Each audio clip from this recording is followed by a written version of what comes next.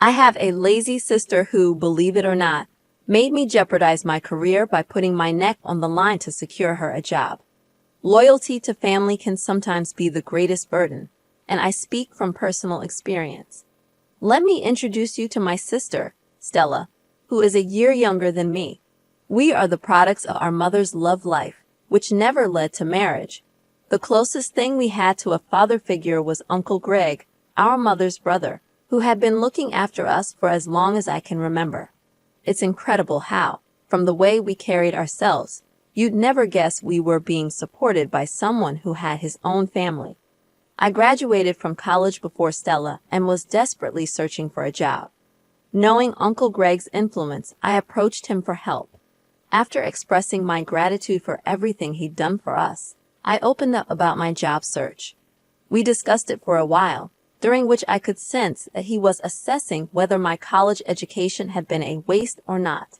Fortunately, he seemed satisfied with my qualifications and promised to help me secure a job. Uncle Greg was a man of his word, so I was overjoyed. 3 days later, he called and asked me to bring all my documents to a company. To my amazement, he had secured me a position as the head of human resources. This was beyond my expectations. I had zero experience and was fresh out of college. Nonetheless, I was determined to prove myself, not wanting to let my uncle down. A year later, Stella also graduated from college and embarked on her job hunt, which proved unsuccessful. I suggested that she visit Uncle Greg for assistance, and I planned to accompany her. However, my concern was that Uncle Greg, who had high standards, would be disappointed upon meeting my sister, a law graduate. I, too, was disappointed, but I knew I had to let Uncle Greg assess Stella for himself. We arrived at Uncle Greg's place, and he engaged my sister in a conversation. I remained mostly silent, and even I could tell that she appeared unrefined. Uncle Greg didn't say anything about my sister, but the disappointment in his eyes was evident. After some time, he promised to help her in her job search. 2 weeks passed, and Stella hadn't received a favorable response from Uncle Greg. She reached out to him, but he would merely say he was working on it. One evening, our mother and sister approached me for a discussion after I returned from work. Exhausted, I asked to have the conversation the following morning before I headed to work. They both woke me up early the next day, and Stella started by expressing her frustration with Uncle Greg, who she believed was taking too long to find her a job. I defended him, emphasizing how good he'd been to us and that she needed to be patient. Stella, however, insinuated that Uncle Greg was now playing favorites between us, citing how quickly he had found me a job, while she had waited for weeks. Our mother chimed in, suggesting a solution for Stella's joblessness. I was initially happy for my sister until I heard the proposed solution. Our mother suggested that I use my influence as the head of human resources in my company to hire Stella as a sales agent with a high salary. I was shocked and turned to Stella to see if it was a joke.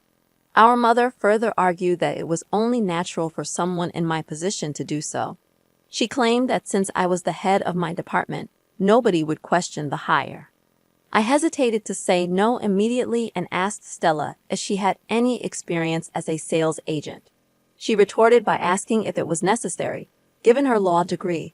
It was frustrating to see her demand a job for which she lacked the qualifications and experience. To make matters worse, both she and our mother were insisting on a high salary for her. I made it clear to my family that what they were asking for was simply not feasible. I explained to my mom that Stella's law degree had no connection to my line of work. She raised her voice, insisting that I should look at the bigger picture, which, according to her, was the substantial salary Stella would earn once I secured the job for her. I pointed out that fulfilling their request could jeopardize my career, as it might appear as favoritism if my superiors found out I'd employed someone unfit for the job. My mother and sister, however, dismissed my explanation, accusing me of not prioritizing family success. This was when I truly understood the bondage that family loyalty could become. How could they insinuate that I didn't want our family to succeed just because I declined to risk my career for their sake? It felt like pure selfishness. I reiterated my earlier stance and prepared some food. The rest of the day passed in silence, but the discussion continued to weigh on my mind. There was no way I could accede to their demands. I hadn't even been on the job for 2 years, and it wasn't time to act like I owned the place. My mom and sister started giving me the cold shoulder, essentially trying to guilt-trip me. I felt miserable in my own home, so I began intentionally coming home late to spend less time there. However, that tactic didn't improve the situation. I finally decided to seek advice from someone I knew would offer an unbiased perspective, Uncle Greg. One day, I stopped by Uncle Greg's place on my way home from work and shared everything that had been happening at home, except for the part where Stella accused him of playing favorites. Uncle Greg listened and assured me that getting a job for my sister was not a difficult task for him. He mentioned that he'd been stalling the process because he had doubts about her capabilities for the job, even in her field. He pointed out certain observations he'd made during their discussions, which I agreed with. Uncle Greg explained that if he recommended my sister for a job, it would put his own reputation at risk with his friends who were her potential employers. He made it clear that she didn't meet their expectations and could damage his standing. He also revealed that the talk of not wanting family success was an emotional ploy to manipulate and guilt-trip me into doing their bidding. He urged me not to sacrifice my budding career for my selfish sibling and suggested that I consider moving out of the house and renting my own apartment if the pressure became too much. Uncle Greg's words deeply resonated with me, and he was right. I needed to let my mother and sister understand that I was an independent person who couldn't be swayed in any direction they wished. But despite this realization, I couldn't bring myself to do it. I decided to make a one-time compromise for Stella's sake. One morning, I approached Stella and asked her to come to the office later that day to pick up her appointment letter. The relief in her demeanor was palpable, and my mother smiled, assuring me that I was making the right decision, even though I knew she was wrong. I was unknowingly setting myself up for a major disaster. Stella came to the office, received her appointment letter, and commenced work. However, the real issue was her lack of productivity, which was evident. The problem was that her role was not in her field of expertise. 2 months later, most of the staff began complaining about Stella's performance. I had to address the issue with my sister before it escalated further. I pointed out that she was not contributing to the company, yet she was overpaid compared to some hardworking, productive colleagues. I explained that, under normal circumstances, firing her would be the best option for the company, but I was using my influence to delay such a decision. Stella defended herself, claiming she was still new to the job and needed time to learn the ropes. While her reasoning was understandable, the real problem was her lack of effort and enthusiasm. She seemed to be lethargic, simply waiting for payday. Just as I was about to dismiss her, she dropped the bombshell. Stella said she was considering taking a 1-month paid leave to attend to her health, despite no apparent health issues. I knew this was just an excuse. Here was someone on the verge of facing multiple complaints, and all she seemed interested in was stirring up trouble. I sternly warned Stella against entertaining the idea of a leave and threatened to fire her if she attempted it. I didn't let the matter rest. When I got home, I brought it to our mother's attention. I reminded her of her assurance to help Stella secure a job. And now, barely 2 months into her employment, Stella was requesting 2 months of paid leave. I made it clear to our mother that if Stella's productivity didn't improve by the end of the month, I would ensure she got fired. Our mother downplayed the situation, suggesting that Stella would get the hang of it in due time. She asked me to be patient with my sister. I agreed to give Stella the month to improve her productivity, and my course of action would be determined by her performance. I patiently waited for my sister to step up and be more productive, but it was a regrettable situation for both of us. Unfortunately, my superior got wind of the ongoing complaints and summoned Stella and me. During the review, it was revealed that Stella hadn't been productive since she started as a sales agent, and I had failed to take the necessary action, which would have been reporting the issue to management. My favoritism was exposed, and we were both immediately terminated. I began pleading for my job on the spot, but I was informed that the decision was final. Stella, on the other hand, rather than showing humility, stated that the job was beneath her, considering her educational qualifications, and walked out of the office while I remained on my knees begging to retain my job. I regretted not heeding Uncle Greg's warnings. His predictions had become a reality, and I had allowed my sister to ruin my career. I returned home, a mixture of tears and anger in my heart, only to find Stella casually sitting on the couch with a bowl of popcorn, watching a movie, seemingly undisturbed by the whole ordeal. I immediately confronted Stella, and we started exchanging heated words. Our mother rushed to the scene, trying to calm the situation. At this point, Stella hadn't shared what had happened, and my anger was directed towards our mother. I began shouting at her, holding her responsible for emotionally blackmailing me into bringing Stella to my workplace. When she learned what had transpired, our mother raised her voice in return and demanded that I never speak to her in such a manner. I regretted that I had been disrespectful, but was unable to control my emotions at that moment. Feeling overwhelmed and wanting to avoid doing something regrettable, I ran out of the house. I didn't know where I was headed, but I knew I needed to be far away from them before my anger got the best of me. I stayed in a hotel for 3 days, crying and not hearing from my mother or sister. After a while, I decided to visit Uncle Greg. He was surprised to see me, especially on a weekday when I should have been at work. He asked about the issue, and I couldn't hold back my tears. It took some time for him to console me, and then I began telling him how I regretted not heeding his earlier warnings. What I didn't mention was that I'd been avoiding his house and calls ever since I helped Stella get the job, because I knew it would disappoint him, and I was right. Uncle Greg was initially upset with me for not listening, but his anger quickly turned to empathy as he understood the pressure of family expectations. He didn't want to discuss the matter further. He simply asked me to get into his car, and we drove back to our house. When Uncle Greg arrived at the house, he was furious.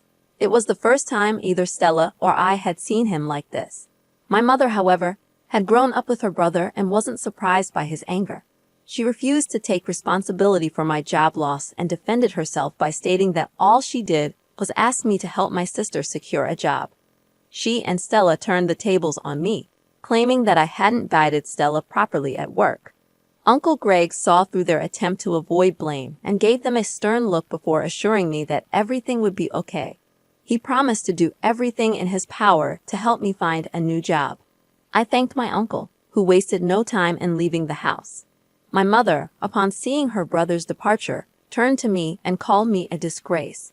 She questioned why I had made such a big deal out of the situation and involved someone who had little or no business with it. I couldn't respond the way my emotions wanted me to, so I simply went into my room and closed the door.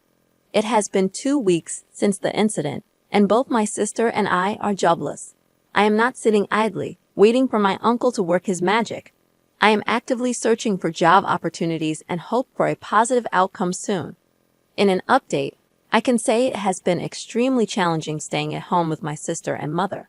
They have both united against me, making me feel like an outsider in my own family.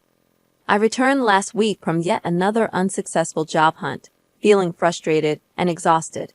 It appeared that even my uncle was struggling to secure a job for me, and I couldn't blame him. If I had been wiser, I wouldn't find myself in this current disaster. After submitting my qualifications to a firm that promised to get back to me, I decided to rest on the couch for a moment. My short nap was abruptly interrupted about 5 minutes later when my sister started screaming in excitement. She deliberately came to the living room, dramatizing her joy, as if she was deliberately looking for trouble, as she often did. Our mother hurried to her, and she informed her, loud enough for me to hear, that she had been invited for an interview at a law firm. Our mother was thrilled for her, but I tried to mind my own business. However, my sister couldn't resist taking a jab at me, insinuating that she was achieving for herself what sisters and uncles, who claimed to be family, could not do for her. It was a clear reference to me and Uncle Greg. I couldn't allow her to add to my frustration, so I gave a sarcastic laugh, mentioning that people celebrated interview invitations as if they had already landed the job. Not stopping there, I added a cutting remark about interviewers discovering they'd wasted their time with an empty-headed candidate. My sister was visibly affected, and she wanted to confront me, but our mother stepped in, clearly favoring her. This didn't surprise me. I hadn't expected anything different. Stella went for the interview and returned with a smile, informing our mother, right in front of me, that she was preferred over the other candidates and was offered the job on the spot. The pay wasn't as much as she had earned in my firm, but she was assured it would triple in 3 months. My sister and mother took delight in rubbing it in my face, making me wonder about the judgment of the employers who hired her. I also wondered about the quality of the other candidates if Stella was chosen over them. Nevertheless, I decided to wait and see how it would play out because I knew my sister's track record with jobs. In the second update, I had a serious altercation with my mother this morning, all because of my sister Stella. Since she got her job, my mother decided that no one else in the house, except me, should perform any chores, no matter how minor. I had tolerated it until this morning when my mother approached me and demanded that I do Stella's laundry. The demand was insulting, and I refused outright. I told my mother that I wouldn't touch my sister's clothing even if there was a gun to my head. My mother argued that Stella needed to focus on her new job, something she claimed I lacked. According to her, we should support her in any way we could. I asked my mother if Stella had ever done my laundry when I had my job. I finally told her that if Stella was too busy to do her laundry, she could do it herself or take it to one of the numerous dry cleaning services in the city. I retreated to my room, closing the door, feeling utterly humiliated. How could my mother demand that I do Stella's laundry? I decided to reach out to Uncle Greg and inform him about the humiliation I was enduring at the hands of my mother and sister. I was hoping for some good news, but amidst the torrent of insults I faced daily, my uncle revealed he was still trying to pull a few strings, though it might take time. He expressed his displeasure with the way my family was treating me and assured me he would talk some sense into my younger sister. One evening, as I was in my room, Stella returned from work and started arguing loudly over the phone. From her words, I gathered she was speaking to Uncle Greg. She rebuked him for meddling in our affairs and demanded he stay away from us. When my mother asked her about the call, Stella referred to Uncle Greg as that man who doesn't know his place. My mother seemed to approve of Stella's stance, believing I was foolish for involving an outsider in our family matters. In the third update, I made the decision to move in with Uncle Greg and his family after Stella's outburst.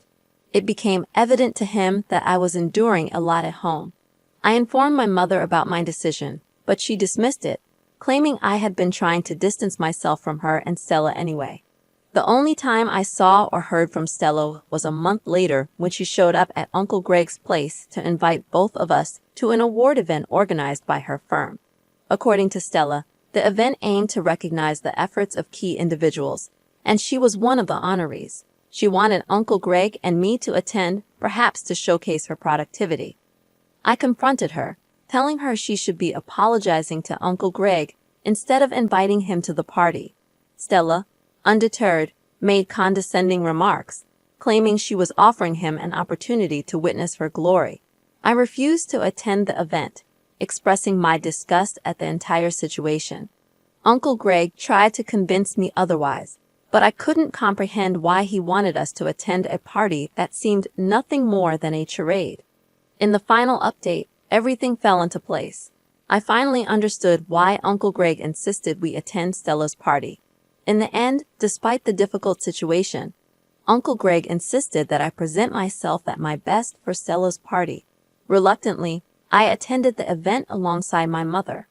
As the ceremony unfolded, individuals were recognized for their contributions. When it was Stella's turn, she confidently stepped onto the podium, radiating confidence. Unexpectedly, she cut off her boss's statement and began speaking passionately. Her words were pointed directly at me, emphasizing her triumph over the hurdles she claimed I couldn't overcome. She labeled me a failure lacking the drive to succeed. Stella praised our mother, who basked in the attention. However, to my astonishment, Stella's boss invited Uncle Greg to the stage. Surprised, Stella watched as Uncle Greg debunked her claims. He revealed the truth about how I lost my job due to Stella's actions and our mother's selfishness. Uncle Greg disclosed that he orchestrated this scheme to expose Stella's lack of productivity. Stella was publicly fired on stage, drowning in shame. My mother hurriedly left, unable to bear the humiliation. Uncle Greg introduced me to influential people that day, assuring me that a job opportunity would emerge soon. I severed ties with my mother and sister, knowing they would likely come crawling back for assistance eventually. Looking back, I am grateful for Uncle Greg's support during this ordeal. If not for him, I might have faced this situation alone. Reflecting on this experience, I am overwhelmed by the twists of fate and the importance of having a strong support system. I welcome your thoughts on this story. What would you have done in my position? Consider this twist. What if I didn't have Uncle Greg to fall back on? Share your opinions in the comments below. My name is Mr. Ridito, and I share drama stories every day, ranging from inheritance disputes to cheating tales. If you enjoy these narratives, don't forget to subscribe. I'll be back tomorrow, reminding you that kindness is always in style. Peace.